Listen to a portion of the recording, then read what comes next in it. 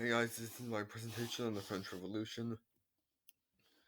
Thesis: the French Revolution is one of the biggest events in European history, and has forever changed the infrastructure of the country. The revolution took place in France. Where else would a revolution called the French Revolution take place? Getting to the two sides, revolutionists and aristocracy. The revolutionists took up 85% of the population, plus soldiers who deserted and nobles and members of the clergy that switched sides before a tennis court oath. The aristocracy were opposed to revolution, which were the upper class and the nobility, and of course the soldiers who didn't desert and king and queen. The events leading up to the revolution were widespread poverty and famine among the commoners, the rich not paying taxes, a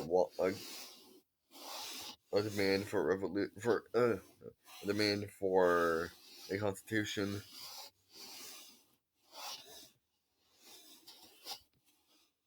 which leads to a call of the States General, which hadn't happened in 160 years.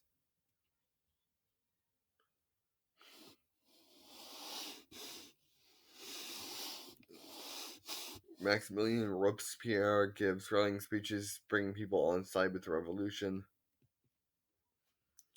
The timeline is causes of the French Revolution, or 1789 causes the causes of the French Revolution I mentioned before.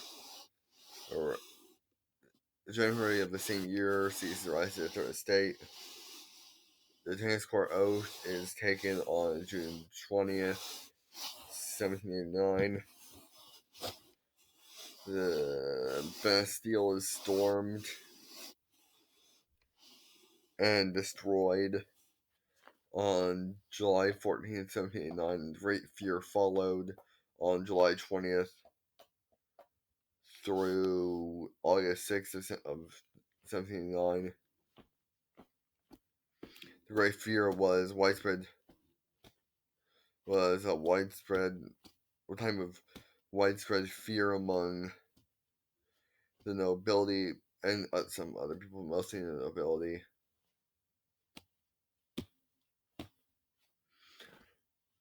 The Declaration of the Rights of Man and of the Citizen is signed on August 26th of 1789. The March on Versailles comprised mostly of women in the fishing industry who wanted to kill the queen after they heard a rumor that she was hoarding grain. Happens, and they failed to kill the queen, but instead destroyed her bed.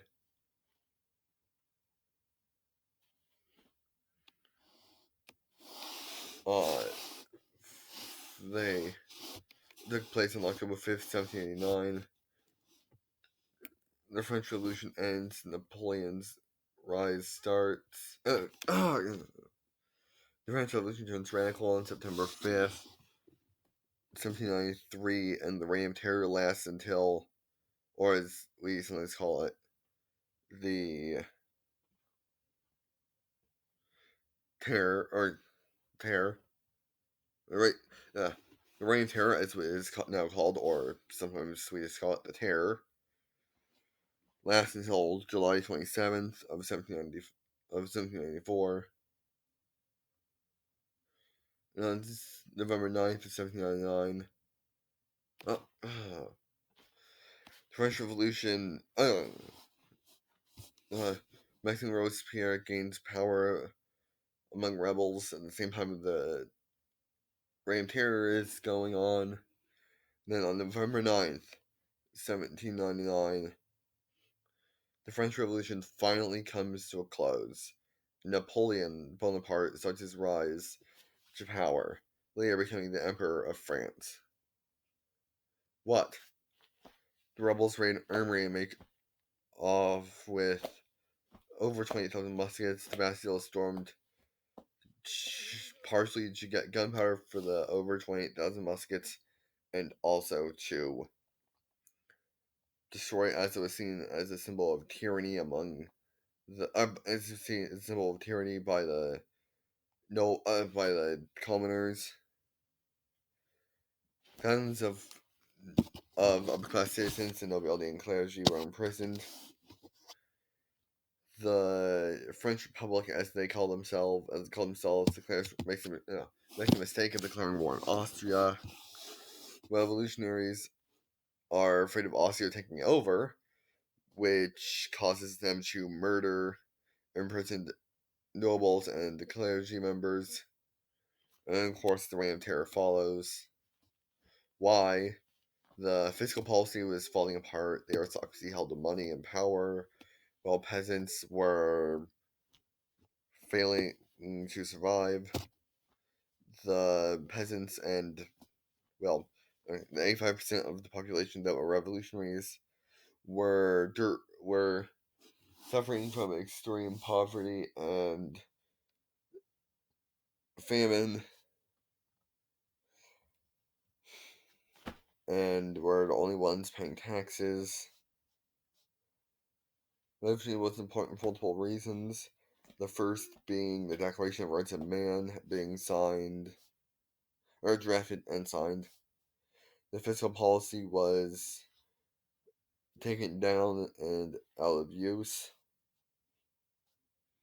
King Louis and Queen Marie Antoinette were executed. The rest of the common people held power until Napoleon Bonaparte came along and became the Emperor of France. Here are some sources. And questions for the class: 1. Was there ever a constitution passed? And 2. Who held power after the French Revolution?